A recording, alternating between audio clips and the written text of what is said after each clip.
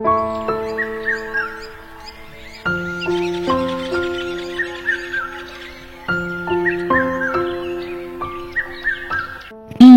সকালে কতবার করে বললাম যে তোমার শরীরটা খারাপ মা, আজকে তোমায় কাজে যেতে হবে না।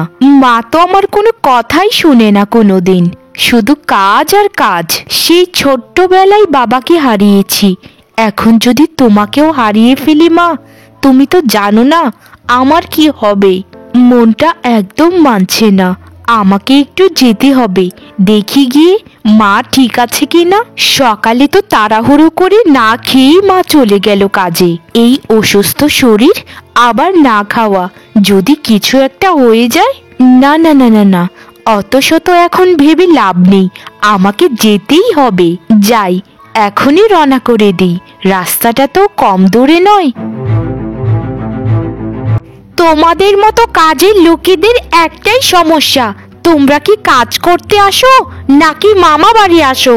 একটা কথা সবসময় মনে রেখো, এটা কাজের জায়গা, মামা বাড়ি নয়।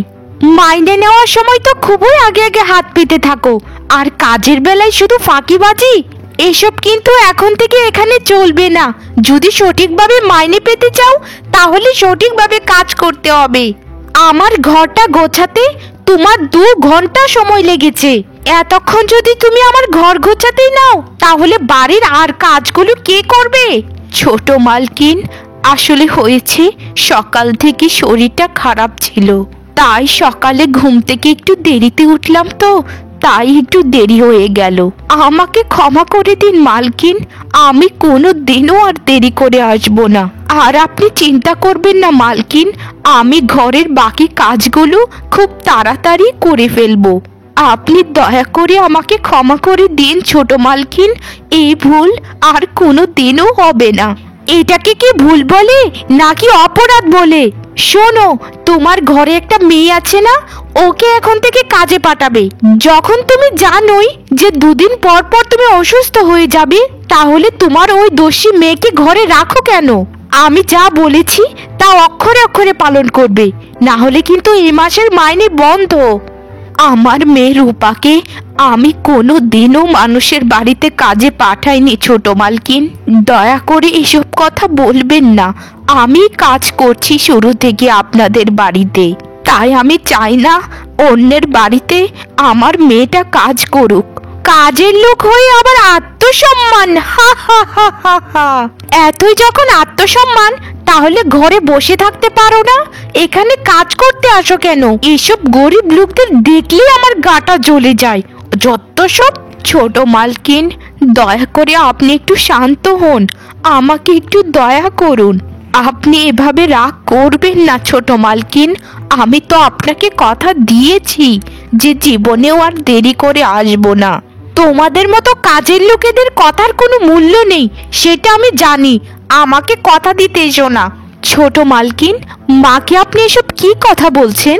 আর আমার মা আপনাকে কি এমন কথা দিয়েছে যে আপনি এভাবে রেগে গিয়েছেন? তুই আবার কে? তোকে তো চিনলাম না। আর অমলাকে তুই মা বলে কেন ডাকছিস? তুই কি অমলার সেই মেয়ে? হ্যাঁ ছোট মালকিন, এটাই আমার মেয়ে। মা, তুই এখানে এসেছিস কেন বলতো? তোকে কতদিন বলেছি যে আমি যেখানে কাজ করি সেখানে তুই আসিস না। এখন বাড়িতে চলে যা মা, বাড়িতে চলে যা, আমি কাজটা শেষ করেই চলে আসছি বাড়িতে। অমলার মেয়েটা এত সুন্দরী যে দেখে আমি তো হকচকিয়ে গেলাম। এত গরিব হয়েও এত রূপ লাবণ্য কিভাবে হয়েছে? ওকে দেখেই তো আমার মাথাটা ঘুরে গেল, এত সুন্দরী। শোন অমলার মেয়ে রূপা, কাল থেকে তোর মাকে কাজে না পাঠিয়ে তুই কাজে আসবি। বৃদ্ধ অসুস্থ মাকে দিয়ে কাজ করাতে তোর লজ্জা লাগে না? গায়ে গতরে তো দেখতে তুই কম না, তাহলে কাজ করতে পারিস না? ছোট মালকিন, আমি তো কাজ করতেই চাই, কিন্তু মাই তো আমাকে কাজ করতে দেয় না। আসলে মা আমাকে অনেক ভালোবাসে তো তাই। কিন্তু মা, একটা কথা শোনো, কাল থেকে আমি কাজে আসবো, তুমি বাড়িতে থাকবে। না রে রূপা, এটা হতে পারে না। তোকে আমি কখনোই মানুষের বাড়িতে কাজ করাতে পাঠাতে পারবো না। তুই আমাকে এই কথা কখনোই বলিস না মা, আমি সইতে পারি না। মা, তোমাকে আমার দিব্যি রইল, যদি আমাকে মানা করো তাহলে কিন্তু আমার যাতা হয়ে যাবে। এখন তুমি বাড়িতে চলে যাও মা, বাকি কাজগুলো আমি করব। ঠিক আছে মা, তোর দিব্যি যখন দিয়েছিস তাহলে তো আর মানা করতে পারি না, তুই তাহলে কাজ করিস। অনেক ধন্যবাদ তোমাকে মা, অনেক খুশি হলাম তোমার কথা শুনে। বাবারে বাবা, যাত্রার আসর শুরু করে দিয়েছে। তোরা কি কাজের লোক নাকি আমি কাজের লোক? যা যা, যে যার মতো গিয়ে এখন কাজ কর, এখানে দাঁড়িয়ে সংসেজে থাকতে হবে না। আর শোনো অমলা, তোমাকেও আর এখানে থাকতে হবে না, বাড়িতে চলে যাও। আচ্ছা মা, একটা কথা বলো তো, অমলার যে মেয়ে আছে না রূপা, আমাদের নতুন কাজের লোক, ওই মেয়ে কি আমার থেকেও সুন্দরী? তুমি কিন্তু সত্যি করে বলবে মা, মিথ্যে কথা কিন্তু একদম বলবে না। তোকে কি আর বলবো, সত্যি কথা হচ্ছে ও তো তোর থেকে অনেক সুন্দরী। আমি একটা কথা কখনোই বুঝতে পারি না বাপু, ও কাজের মেয়ে হয়ে এতটা সুন্দর থাকে কি করে, যেটা তুই এত সাজসজ্জা করেও হতে পারিস না। সে যতই সুন্দরী হোক না কেন, সে তো তোর পায়ের নিচেই থাকে সব সময়। মা, পায়ের নিচে থাকুক আর মাথার উপরে থাকুক, সে তো সুন্দরী, সেটা তো মানতে হবে। আমি ওকে এমন জ্বালাবো যে দেখো ও মাথায় বাজ পড়বে সব সময়। আমার একদম সহ্য হচ্ছে না ওকে দেখে। সহ্য যখন হয় না তাহলে তুই ওকে কাজে রেখেছিস কেন? তোকে কি বলেছিলাম যে মাতব্বরি করে ওকে কাজে রাখতে? ওকে কাজ থেকে বের করে দিলেই তো হয়। না মা, আমি ওকে চূড়ান্ত অপমান না করে কখনোই কাজ থেকে তাড়াবো না। মাইনের সময়টা শুধু আসতে দাও, তারপর দেখাবো আমি কে। মা, আজকে আমাদের ফসলগুলো দেখতে একটু যেতে হবে, আর ঘরেও তেমন কিছু একটা নেই রান্না করার, তাই কাশেম চাচার দোকান থেকে কিছু একটা বাকি চেয়ে নিয়ে আসব। তারপর ফসল তোলার পর সব টাকা শোধ করে দেব। আর মা, তুমি যে কাজ করেছো এতদিন, সেই টাকাটাও তো তোমাকে এখনো দেয়নি। বেতন কি চাওনি? মারে, বেতন কি আর চাইনি বলেছিস? বেতন তো সেই 5-6 দিন ধরেই চাচ্ছি, কিন্তু দিচ্ছে না। মানুষের বাড়িতে কাজ করে করে কিছু টাকা জমিয়ে তোকে দিয়েছিলাম, সেই টাকা দিয়ে তুই তো একটা ভালোই দানে জমি করেছিস। আসলেই তোর বুদ্ধি আর পরিশ্রমের কোনো তুলনা হয় না মা।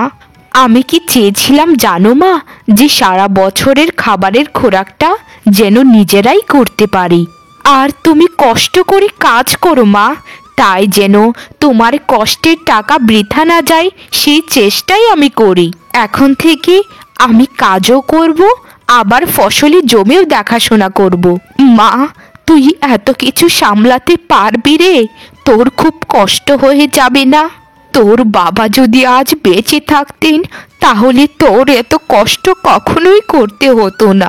জানিস রূপা, তোর বাবা যখন বেঁচে ছিলেন তখন আমাকে আর তোকে খুবই ভালোবাসতেন। তোকে সবসময় লক্ষ্মী মা বলে ডাকতো, বলতো যে দেখো আমাদের মেয়ে একদিন খুবই ভালো মানুষ হবে। বাবার কথা আমার আদো আদো মনে আছে মা, তখন তো আমি খুবই ছোট, তাই বাবাকে অতটা মনেও করতে পারি না, কিন্তু বাবা সব সময় আমার আত্মায় জড়িয়ে আছে মা। মা, রান্না করা আছে, তুমি খেয়ে নিও। আমি তাহলে মাঠের দিক থেকে একটু ঘুরে আসি। ঠিক আছে, যা মা, সাবধানে যাস কিন্তু। আচ্ছা মা। কিরে রূপা মা, তোদের ধান তো খুবই ভালো ফলন হয়েছে এবার। আমাদের গ্রামের সব ক্ষেতের থেকে তোদের ক্ষেতের ধান সব থেকে বেশি হয়েছে। আমাদেরকে কিন্তু এবারে মিষ্টি মুখ অবশ্যই করাতে হবে, না হলে কিন্তু আমরা মানব না রে মা। আচ্ছা কমল চাচা, মিষ্টি আপনাদেরকে খাওয়াবো। আপনাদের প্রার্থনা আর উপরওয়ালার দয়াতেই এটা সম্ভব হয়েছে, না হলে এটা কখনোই সম্ভব হতো না। আর এবার আমাদের ধানই শুধু নয়, এই গ্রামের সকলের ক্ষেতের ধান অনেক ভালো উৎপন্ন হয়েছে। আমরা গ্রামবাসীরা একটা কথা ভেবে খুবই অবাক হয়ে যাই রে মা, যে তুই একটা মেয়ে হয়ে কিভাবে সংসারের হালটা এত ভালোভাবে ধরেছিস। আসলে সবই পরিস্থিতি চাচা। আজ বাবা নেই বলে আমাকেই সংসারের হালটা ধরতে হচ্ছে। তবে আমার এতে কোনো আফসোস নেই চাচা, আপনারা শুধু আমাদের জন্য প্রার্থনা করবেন। তা তো অবশ্যই মা। তা মা, এখন তুই কোথায় যাচ্ছিস? এখন একটু মুদির দোকানে যাব, কিছু খাবারের জিনিসপত্র আনা লাগবে। তাহলে আমি আসি চাচা, আপনার সাথে পরে কথা হবে।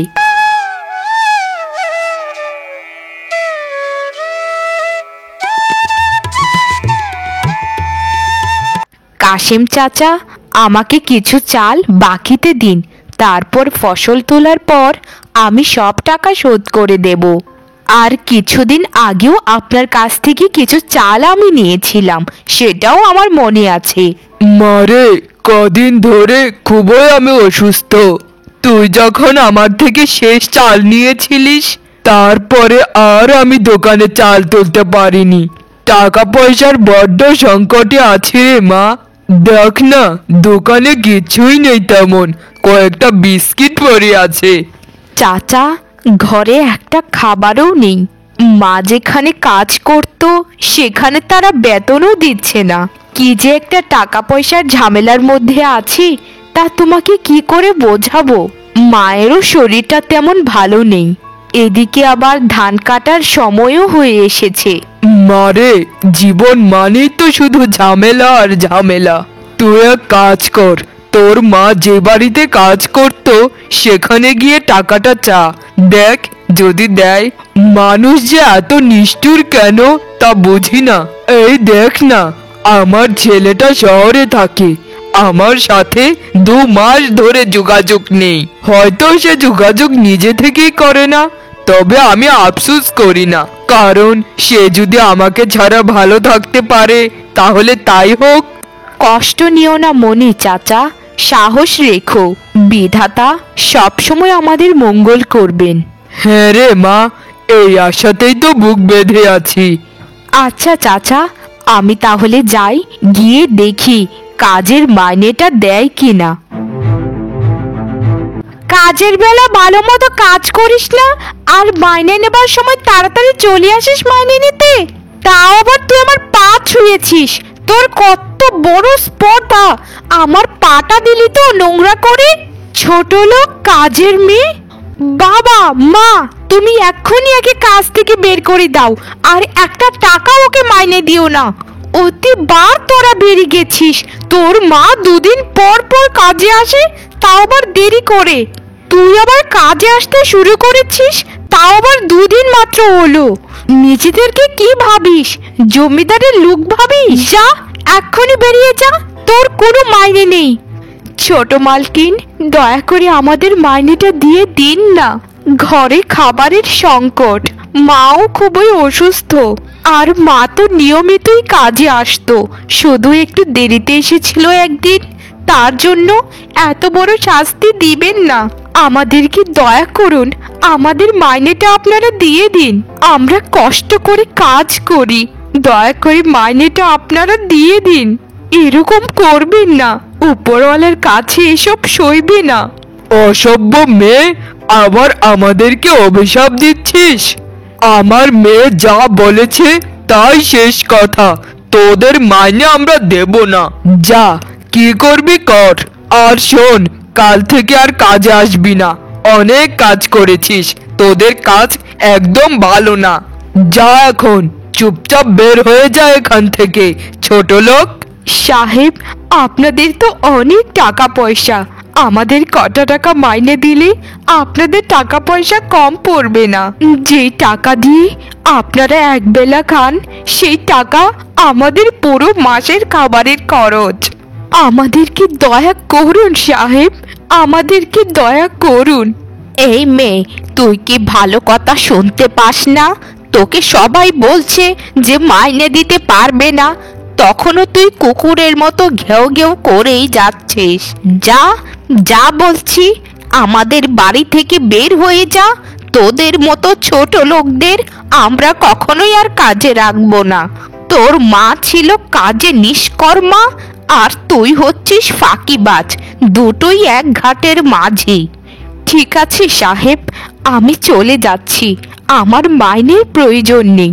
তবে আমি বিধাতার কাছে বিচার দিয়ে গেলাম, গরিবের পরিশ্রমের টাকা যদি আপনারা খেয়ে থাকেন, তাহলে এর বিচার নিশ্চয়ই তিনি করবেন, নিশ্চয়ই তিনি করবেন।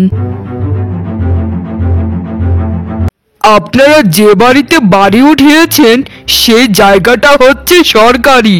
আমি হচ্ছি একজন ডিফেন্স লয়ার, সরকার থেকে আমাকে পাঠানো হয়েছে। এখানে সরকারি হাসপাতাল হবে, আপনাদেরকে এ বাড়ি ছেড়ে চলে যেতে হবে। যদি সরকারি আদেশ না মানেন, তাহলে আপনাদের কঠোর থেকে কঠোরতম সাজা হতে পারে। তাই আপনাদের এটাই ভালো যে আগামীকাল সকালে এ বাড়ি ছেড়ে চলে যাওয়া।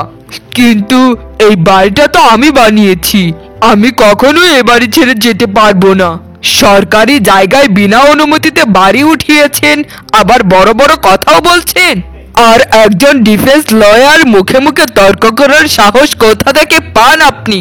আপনি হয়তো মানবেন না, তাই আমাকে উপর মহলে কথা বলতেই হচ্ছে আপনাদের সাজা নিশ্চিত করতে। আমি গেলাম এখন। বাবা, এখন কি হবে? আমরা কোথায় গিয়ে থাকবো? আর তুমিও তো তেমন কোনো জায়গা জমি রাখুনি, শুধু এই বাড়িটাকে রাজপ্রাসাদ বানিয়েছো। কথা বলছো না কেন বাবা? উত্তর দাও, আমরা কোথায় যাব? আমি কিছু জানি না কামিনী, আমি কিছু জানি না। সরকারি লোক যখন এসেছে তখন আমাদের বাড়ি ছাড়তেই হবে, না হলে কিন্তু বড় বিপদ হয়ে যাবে। আমার মাথায় কিছুই কাজ করছে না, আমি কি করব? তুমি কি করবে সেটাকে আমরা বলে দেব? আমরা কোথায় যাব সেটা আগে বলো। আমি তো এখন চিন্তায় চিন্তায় পাগল হয়ে যাব। আমি জানি না আমি কি করব, তবে আমার শরীরটা জানি কেমন করছে। বাবা, বাবা তোমার কি হয়ে গেল বাবা? বাবা ওঠো, মা, বাবা কথা বলছে না কেন? বাবা, বাবা ওঠো, কথা বলো বাবা। আমরা সবকিছুই হারিয়ে ফেলেছি মা, সবকিছুই হারিয়ে ফেলেছি। শেষে আমাদের স্থান হলো গাছতলা, শেষে আমাদের অত সুন্দর বাড়িটাও সরকারি নিয়ে গেল, আর বাবাও মারা গেল। এখন আমরা কোথায় যাব মা? আমি তো কিছুই বুঝতে পারছি না। তোর বাবা যখন বেঁচে ছিল তখন কত করে বলেছিলাম যে তোকে একটা বিয়ে দিতে, যদি তখন তোর বিয়ে হয়ে যেত তাহলেও তো তোর একটা শ্বশুর বাড়ি থাকতো। কিন্তু এখন আমাদের মতো ভিখারির মেয়েকে কে বিয়ে করবে ভিখারি ছাড়া? আমাদেরকে কারো বাড়িতে কাজ করতে হবে, বুঝেছিস? না হলে ভাতে কাপড়ে মরে যাব। চল এক কাজ করি, জমিদার বাড়িতে যাই। জমিদার বাড়িতে তো অনেক কাজের লোক রাখে, সেখানে যদি দয়া করে আমাদেরকেও কাজে রাখে। হ্যাঁ মা, তাই চলো, আমার মনের কথাটাই বলেছ। আমিও এরকম কিছু একটা ভাবছিলাম। আমাদের এখন পরের বাড়িতে কাজ করা ছাড়া আর কোনো উপায়ই দেখছি না।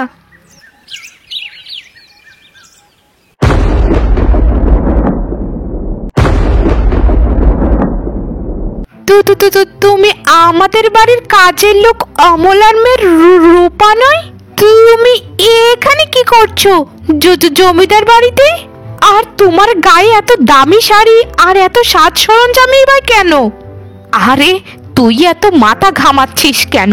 গতকালকে তো জমিদার বাড়িতে অনুষ্ঠান হয়েছিল, সেখানে ওকে বোধহয় নাচার জন্য নর্তকী এনেছিল, তাই ওর গায়ে এত সাজ সরঞ্জাম।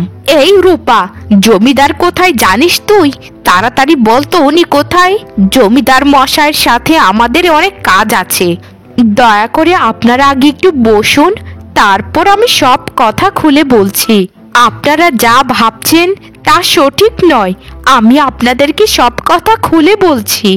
একদম চুপ ভিখারির বাচ্চা, তুই আমাদেরকে কি কথা খুলে বলবি? তুই তো নিজেই একটা ভিখারি। মা ভিখারি মেয়ে ভিখারি, আবার বড় বড় কথা। তুই বল, তুই নর্তকী নস? আর মা, আমার কি মনে হয় জানো, ওর গায়ের গয়নাগুলো সব নকল গয়না। একদম ঠিক কথাই বলেছিস, ওর গায়ের গয়নাগুলো সব নকল। আর আমরা তো এত কিছু ভাবছি যেন ও এই জমিদার বাড়ির মালকিন। আপনারা একদম ঠিক কথাই ভাবছেন। রূপা এই জমিদার বাড়ির মালকিনী। রূপা জমিদার প্রতাপ নারায়ণের স্ত্রী। আর আপনাদের এত বড় স্পর্ধা হয় কি করে একজন জমিদার গিন্নির সাথে এত উচ্চ স্বরে কথা বলা? দেখে তো একদম ভিখারির মতো লাগছে। কোথাকার ভিখারি তোমরা? জমিদার মশাই, আমাদেরকে ক্ষমা করে দিন, আমরা বুঝতে পারিনি। রূপা আগে আমাদের বাড়িতে কাজ করতো, তাই আর কি বলে ফেলেছি। আমাদেরকে ক্ষমা করে দিন দয়া করে। রূপা নয়, মালকিন বলো, মালকিন। আমি তোমাদেরকে শাস্তি দিলাম। তোমরা জমিদার গিন্নির সাথে বাজে আচরণ করেছো, যার শাস্তি স্বরূপ তোমাদেরকে এই গ্রাম ছেড়ে চলে যেতে হবে। এক্ষুনি এই মুহূর্তে এই গ্রাম ছেড়ে চলে যাও, না হলে কিন্তু তোমাদেরকে শুলে চড়াবো। আমার এই গ্রামে অসভ্য মানুষের কোনো জায়গা নেই। যাও যাও বলছি, এক্ষুনি এখান থেকে চলে যাও।